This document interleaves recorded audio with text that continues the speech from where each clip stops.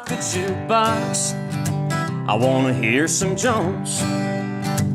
My heart ain't. John Foster walked into the American Idol audition room with 3 red coolers filled with homemade Cajun food and the unshakable calm of someone who knew exactly who he was. No flashy theatrics, no exaggerated gestures, just a cowboy hat, a guitar, and an energy that instantly caught the room off guard. The 18-year-old from Addis, Louisiana, wasn't there to impress anyone. And yet, within minutes, he did exactly that. Opening with Alan Jackson's Don't Rock the Jukebox, Foster's voice rang out with a subtle ache, one that didn't scream for attention but rather invited it in. His follow-up, a rendition of Conway Twitty's Goodbye Time, was a tipping point.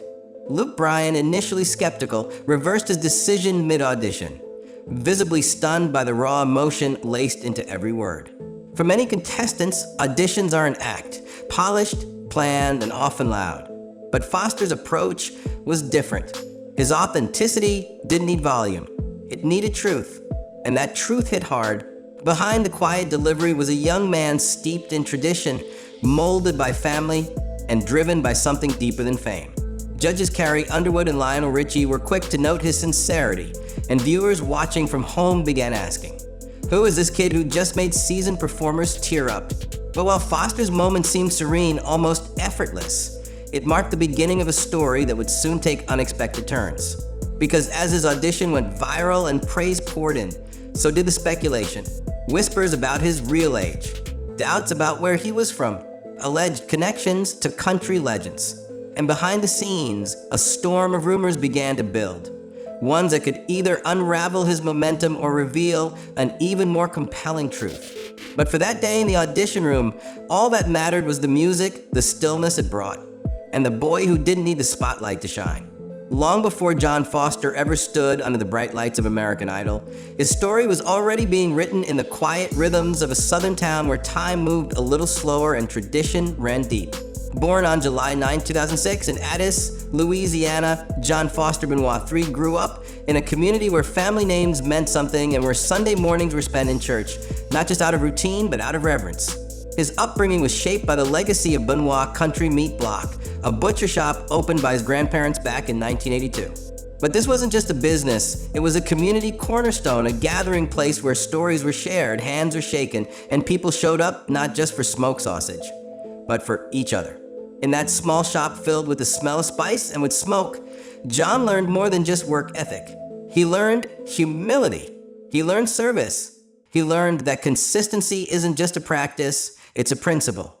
Raised in a devout Catholic household, faith was never something John had to discover. It was always there, woven into the fabric of his day-to-day life.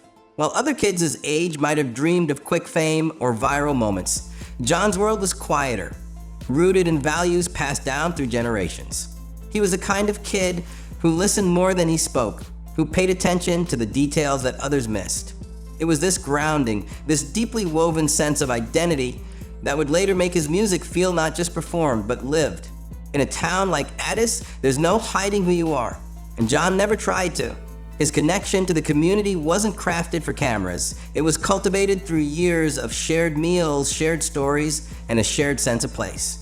And when he finally stepped into the national spotlight, that authenticity came with him, not as a costume, but as a compass. But while his roots were steady, his path to music was anything but typical. And what came next would surprise even those who knew him best. Unlike many artists whose musical journeys begin in childhood with lessons and recitals, John Foster's story took a quieter, later turn, but one that would escalate quickly. It wasn't until the age of 15 that John received his very first guitar, a gift that would quietly alter the course of his life. Without formal training, without mentors in the traditional sense, John did what few would dare. He taught himself. He learned by ear, relying on raw instinct and a deep well of patience. His uncle, Galen Martin, became a guiding presence, not through technical lectures, but through encouragement and lived wisdom. As others his age were obsessing over the latest trends, John found himself drawn to the past, to the enduring voices of George Strait, Merle Haggard, and Conway Twitty. These were artists whose music didn't beg for attention. It commanded it through story, tone, and soul. That same philosophy began to shape John's own approach. He wasn't interested in reinventing country music. He wanted to honor it. That respect didn't go unnoticed. Despite starting late, John's talent quickly earned him local recognition.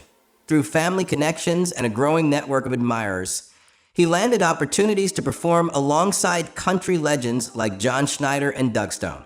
These weren't just opening gigs, they were trial by fire. Each performance forced John to rise to the occasion, sharpening his presence and giving him a rare glimpse into the realities of the professional music world. What he lacked in vocal training or stage coaching, he replaced with something harder to teach: sincerity.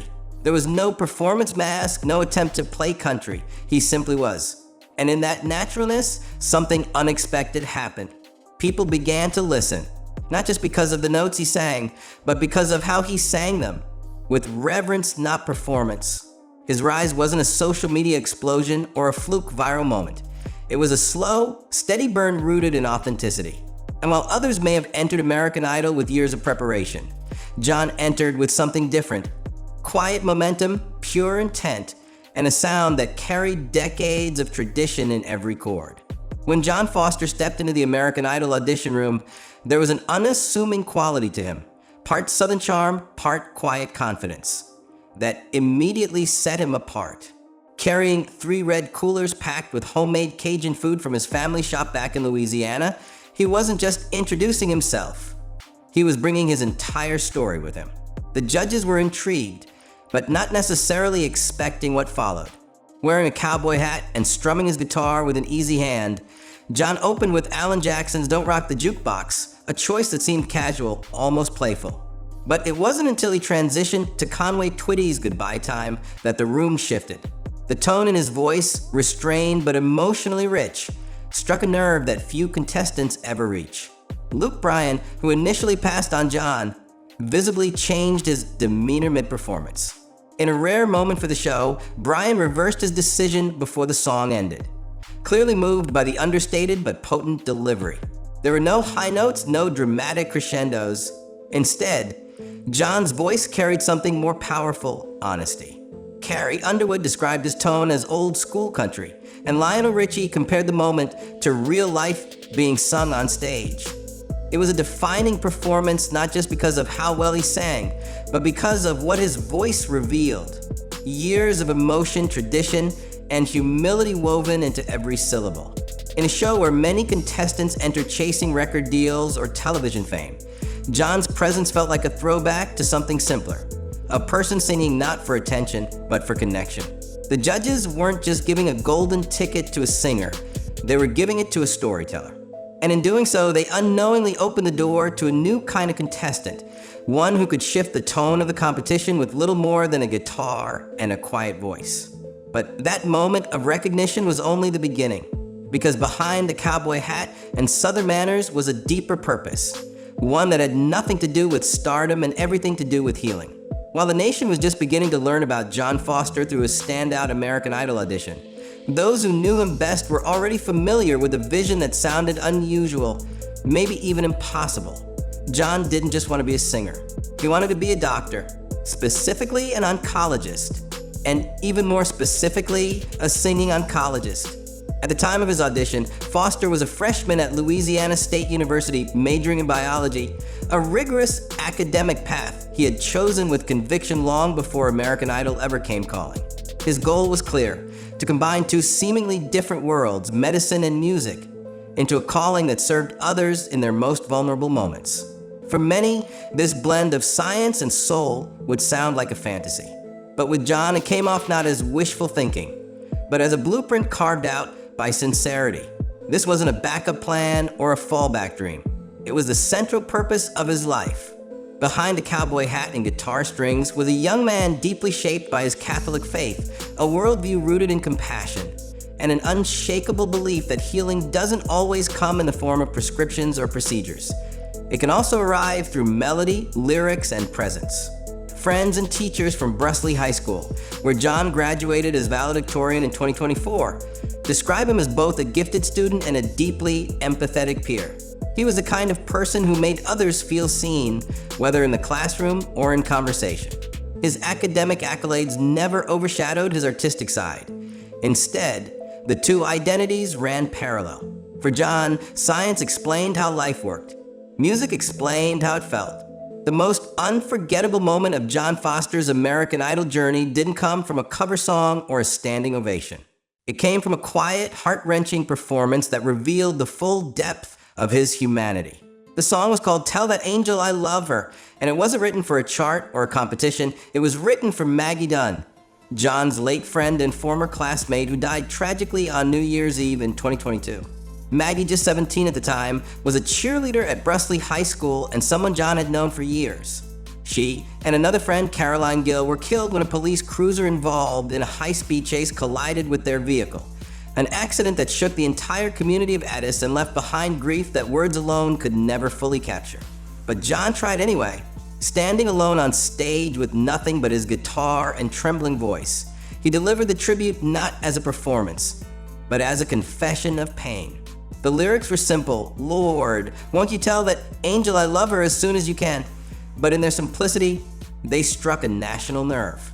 His voice cracked, his eyes brimmed, and as he sang the final line, he whispered into the mic, I love you, Maggie, before wiping away a tear.